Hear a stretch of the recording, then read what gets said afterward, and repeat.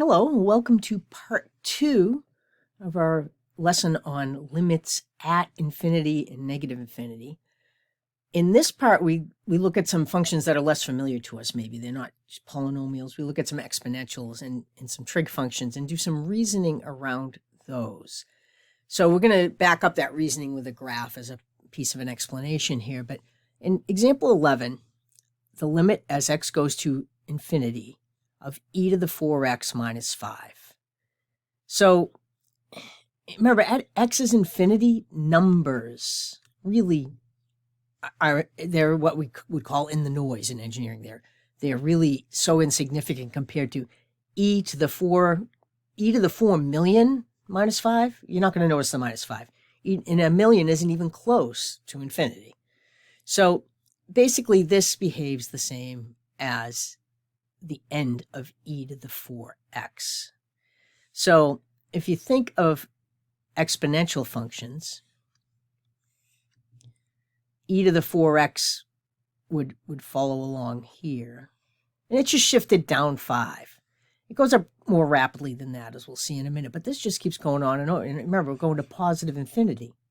Now, if we are going to negative infinity, this would be a little different problem, but the end behavior at the right is going to be the end behavior of the e to the 4x. So my answer is going to be infinity. We'll take a look at that in a graph in a minute. Now, if I were to go to negative infinity instead, e to the 4x would be very small instead of very large. 4x would be a large negative exponent. And if you have a large negative exponent, it means your value approaches 0. Now the 5 is significant. So you don't want to just wipe out the 5 without thinking about what's going on. So if you just wiped out the 5 first and then you saw that e to the 4x went to 0, you would want to, if you were looking at instead the problem of going to negative infinity, you would want to look at that. Now let's take a look at the graph of e to the 4x minus 5. I have that here. Okay, you are seeing the graph of e to the 4x minus 5. I've done this in Desmos. And look at that very strong switch from when your exponents were negative. X is negative here on the left side of the y-axis. And I don't really need to go out very far to infinity for you. This is really going up at the right end. But look at the left end if you went to negative infinity. That is indeed already at negative 5. So whether you're going to positive infinity or negative infinity makes a difference. The end behavior to the left of e to the 4x is it has a horizontal asymptote at 0. The subtracted 5 brings your asymptote down to 5. So the limit as x goes to negative infinity would be negative 5. Our problem had the limit as x goes to positive infinity. And this just goes on and rises very quickly forever. If I can't go too far out. Every time I go out in x a little bit, I got to go way down and make y much bigger. So I can zoom this out, and you'll see that it just really rises quickly. It isn't vertical, but it kind of looks almost that way. Okay, so that's e to the 4x minus 5. On to our next problem. All right. Okay, the next problem, example 12. We have another e to the x. Now, we have some conflicting information going on here. We talked earlier about how if you have the limit as x goes to infinity of 1 over x or 1 over x squared, that becomes 0. You're dividing by a huge number. 1 divided by a huge number leaves you a little tiny quotient. Whenever the number on the bottom of a fraction is much, much bigger, your answer is closer to 0. But I also have this e to the x, and these do two different things. And we get into this idea of which function is going to dominate as x goes to positive infinity. And again, this is going to be one where it has a different answer at negative infinity. Well, e to the x is going to be greater than x squared once x gets beyond a certain number. And down by 0, between 0 and 1, you get some funny things going on. But then eventually, e to the x will be much bigger because e to the x has a faster rate of change. It says the word sometimes used in comparing functions is e to the x will dominate. It will overtake the x squared as x goes to infinity. So you're dividing by x squared, which is going to make your e to the x divided by x squared. It's going to make it smaller, certainly, but the e to the x is going up so much quicker that it won't necessarily bring it to 0. And then don't forget, we got this negative sign in front we want to not forget about. So whatever answer I get for that, I'm going to flip it around. The plus 4, well, e to the x is going to get big rapidly as I go to infinity. The 4 is going to be insignificant as x goes to positive infinity. Let's take a look at the graph of that one. Wow, that's a funny looking graph, huh? That's what I like about Desmos. Now notice I've got this asymptote at x is 0 because I'm dividing by x squared, and I can't divide by 0. There's actually a vertical asymptote there. If I zoom in, I will start to see that a little clearer. Okay, so this is negative e to the x over x squared plus 4. Well, we're going to positive infinity. So it turns out the end behavior of this is the same as the end behavior of the negative of e to the x. If I take out the x squared, I won't see the same y values exactly at each x, but I will see that same behavior. This certainly is going off to negative infinity as x goes to the right. Now, the question was about x going to the right. So it turns out the 4 doesn't matter when the exponents are getting larger positive. So we could ignore the 4 because we're going to positive infinity. You have to look at the end behavior of negative e to the x. So you look at the end behavior of e to the x, flip it upside down. The answer to this one is going to be negative infinity. Now, what if I were doing the limit as x goes to negative infinity instead? Well, e to the x would be a negative value. So if x is negative 100, if x is 1,000, or if x is negative 1,000 as I go to negative infinity, now I'm moving, bigger negative numbers. That's the same as 1 over e to the 1,000. Remember that from your rules of exponents. That x squared on the bottom, what happens to that is I'd have e to the negative 1,000 over negative 1,000 squared, which would give me a positive value, a big positive value.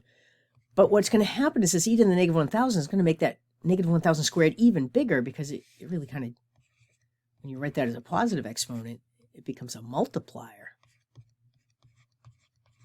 And 1,000 isn't even really a big number.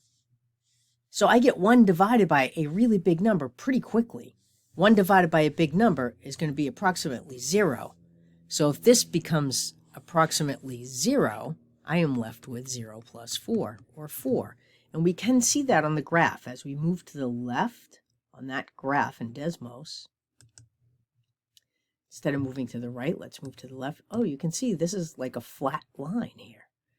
This is a horizontal line, and if I pick a point, oh look, y is 4. The limit is 4. This levels off at 4 as x goes to negative infinity.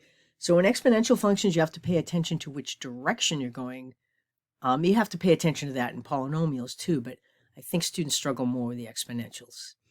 All right, we're going to move on to our next problem, which is example 13. Now we have a trig function. And what you need to remember about sine and cosine, I mean, I've limited this discussion to sine and cosine here, is they oscillate. It means they go up and down. Yeah, actually, if that's at the origin, that's the sine function. But regardless if it's sine or cosine, they do exactly the same thing. Now, this is not a great drawing, but the top value you will ever get is a 1 if it's just an unshifted sine or cosine function. The bottom value you'll get is a negative 1. The difference between sine and cosine is a horizontal shift, not a vertical shift. So, and if I put a number in front of the argument, I say the cosine of x.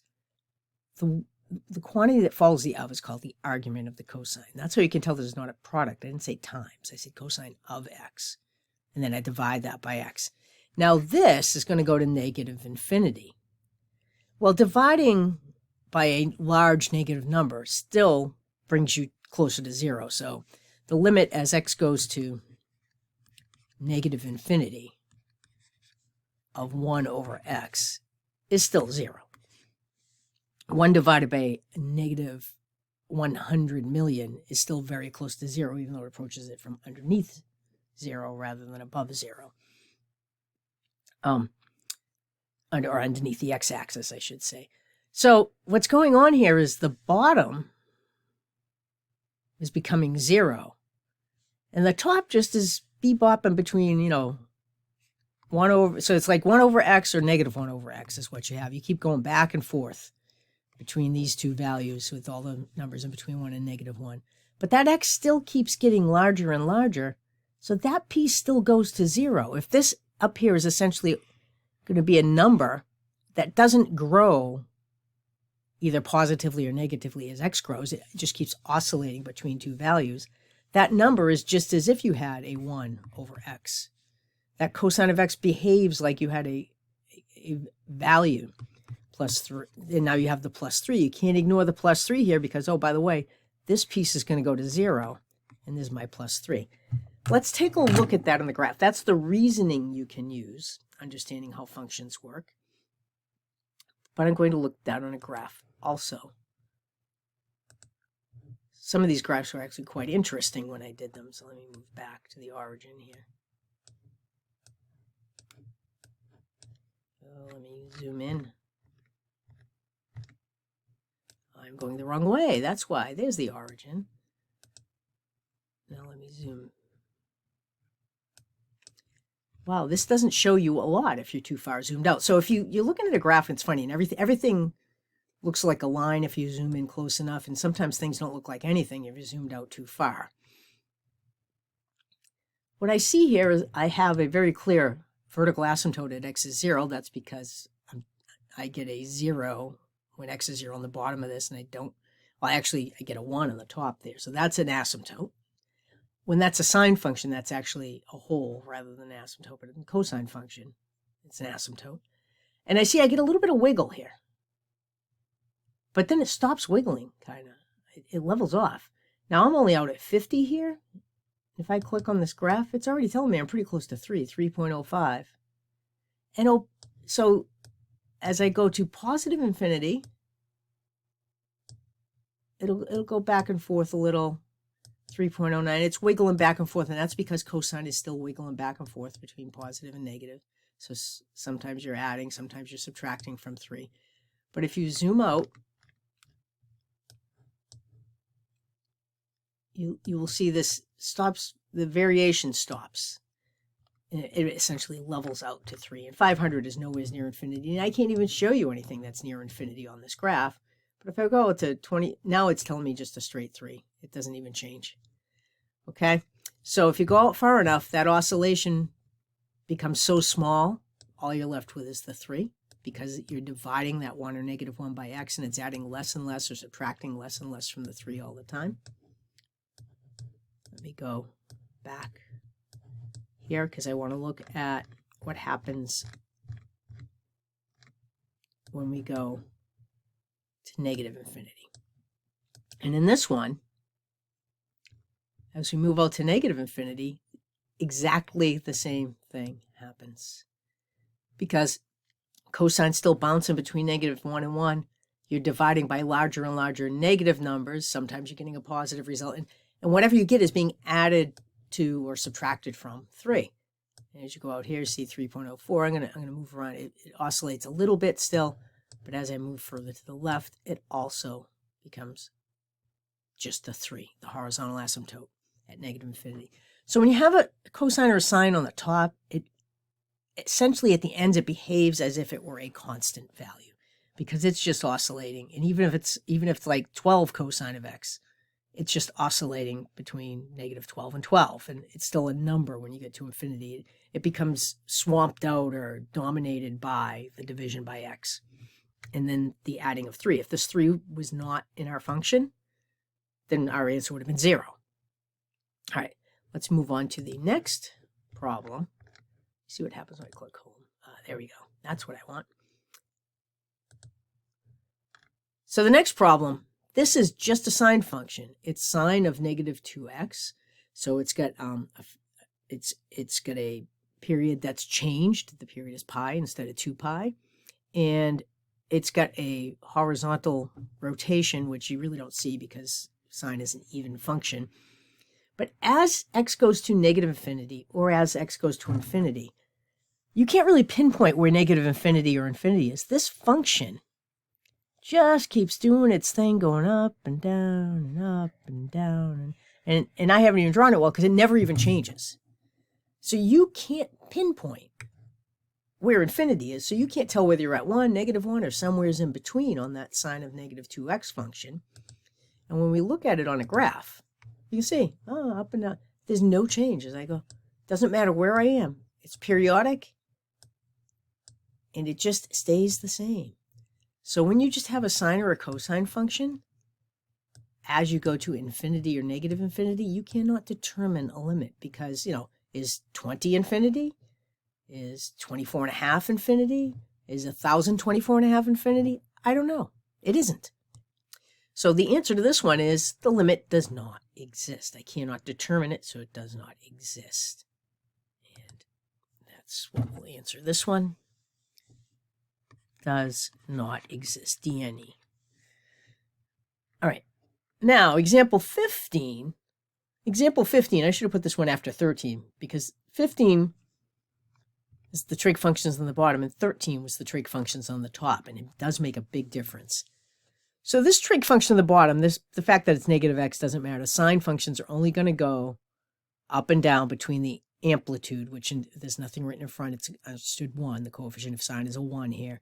So this goes back and forth between positive 1 and negative 1. Just bounces back and forth no matter what x is.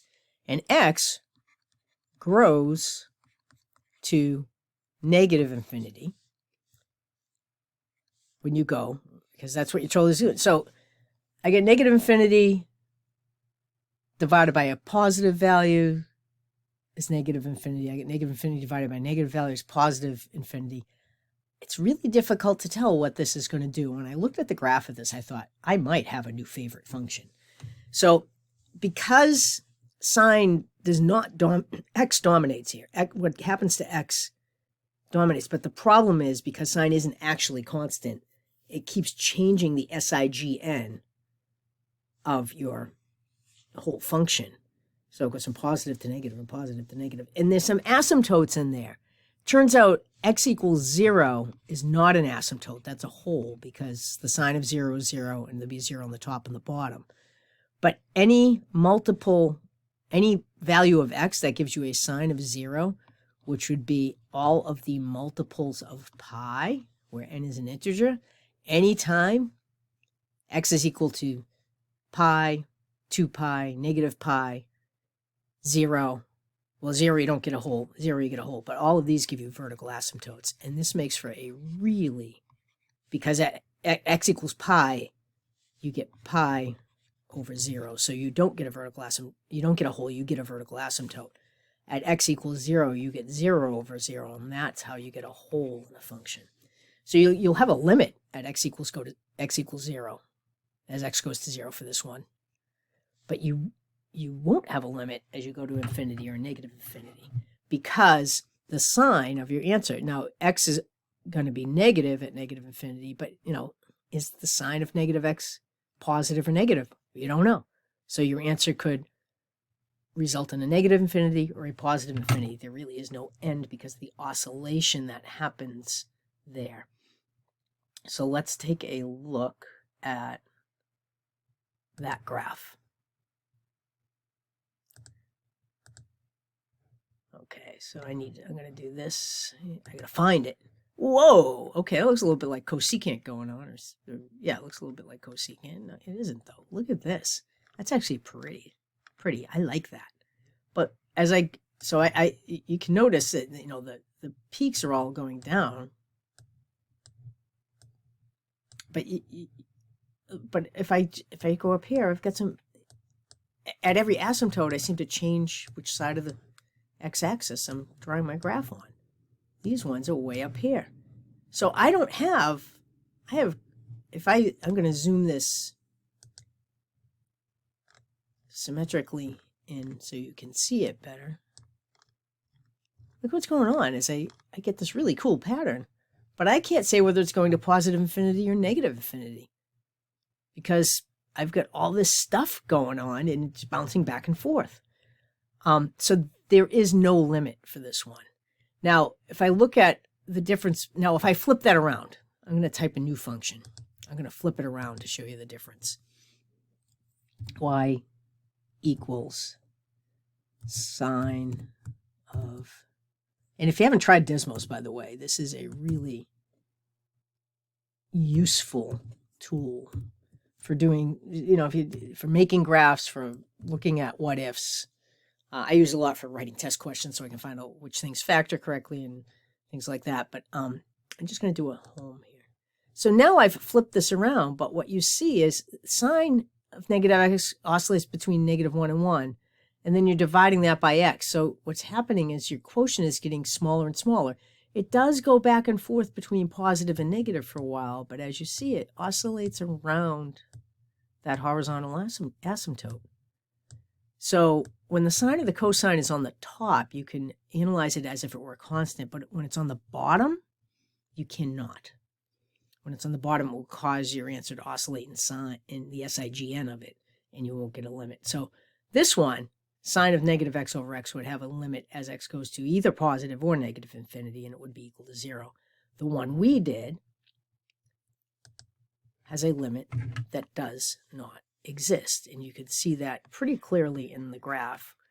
But ideally, you'll start to understand how arithmetic operations work to give you large numbers and small numbers and which functions dominate so that you can reason it out a bit without looking at the graph. I could have gone straight to the graphs first, but I tried to give you some reasoning first.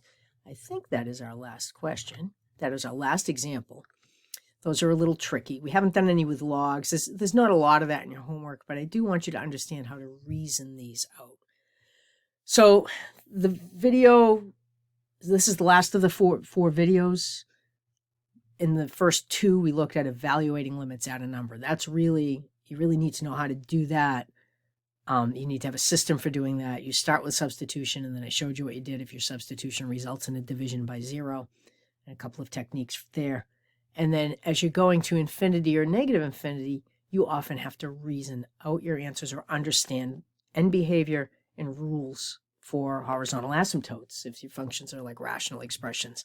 When you start getting exponentials and trig functions, then you have to do a little bit more reasoning about what would the end behavior look like.